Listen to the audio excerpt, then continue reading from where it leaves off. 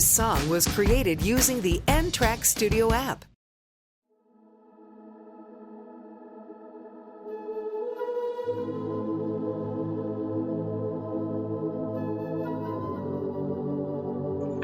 Shalom à tous les auditeurs et les auditrices de l'émission au service de l'Éternel.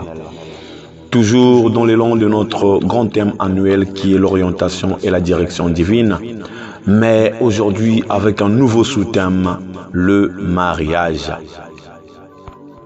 Comme d'habitude, chaque mercredi, vous êtes accompagné par votre humble serviteur évangéliste Luthor Prince Samba. Je vous reviens après le jingle.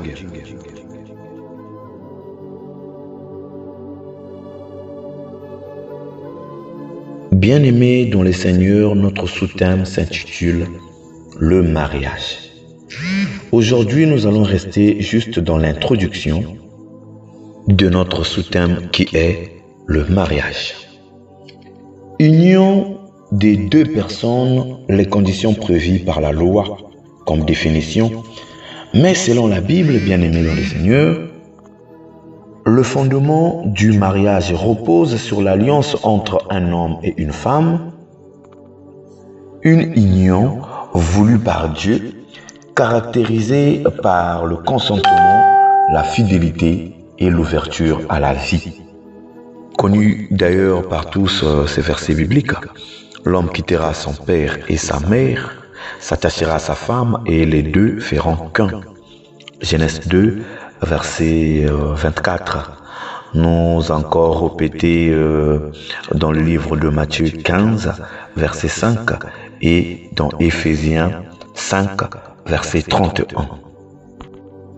Ce verset est revenu plusieurs fois dans la Bible, dans les livres différents, juste pour accompagner et encourager l'union des deux personnes soudées dans le bon, tout comme dans le mauvais moment. Permet aussi de démarrer du bon pied une nouvelle vie et donner la force d'apprendre à aimer de jour en jour. Bien-aimés, nous allons retenir ici le bon moment et mauvais moment. Il y a une question qui s'impose. Bien-aimé, comment as-tu débuté ton mariage? Comment as-tu débuté ton mariage? Nous devons comprendre que partir devant Monsieur le maire ou dans la chapelle, porter les anneaux, tenir les vœux, dire oui devant les gens, n'est qu'une formalité qui ne signifie pas grand-chose devant Dieu, bien-aimé. Et oui, bien-aimés dans le Seigneur, nous devons nous détromper. Ça ne signifie pas grand-chose devant Dieu.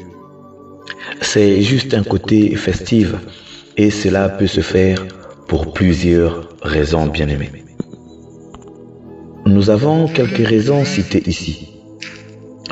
Obtention des papiers pour les étrangers, augmentation du salaire ou promotion pour les travailleurs, trafic d'influence ou obligation pour être consacré pasteur pour d'autres personnes et d'autres raisons que vous connaissez très bien plus que moi, bien-aimé.